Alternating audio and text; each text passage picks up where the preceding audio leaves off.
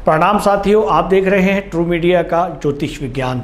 बच्चे अपने मन मर्जी के मुताबिक होते हैं। हर बच्चे की अपनी विशेषता होती है और साथ ही उनकी मनपसंद भी।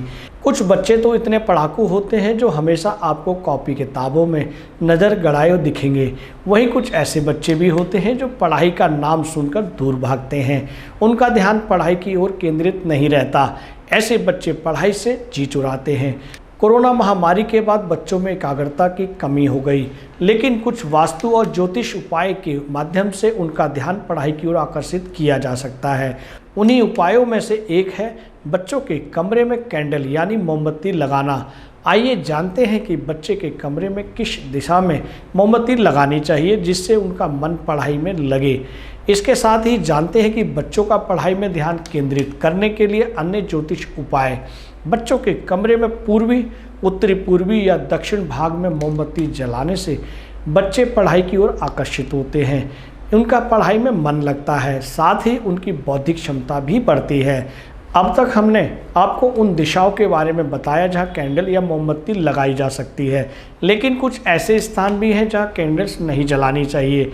जैसे घर के उत्तरी दिशा में मोमबत्ती लगाने से धन का आगमन बाधित होता है और घर की आर्थिक स्थिति पर भी प्रभाव पड़ता है। इसलिए घर के उत्तरी कोने में मोमबत्ती नहीं जलानी चाहिए।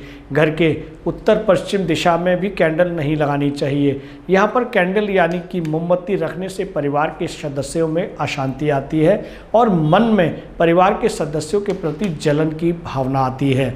ज्योतिष शास्त्र के अनुसार भगवान विष्णु की तस्वीर के सामने घी का दीपक जलाने के साथ ही केले के पेड़ में जल अर्पित करके यहाँ की मिट्टी से बच्चे का तिलक लगाना भी लाभकारी माना जाता है।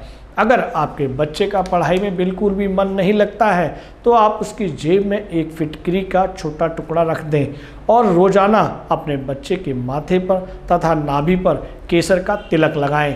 आप देखेंगे कि बच्चों का मन पढ़ाई में जरूर लगेगा।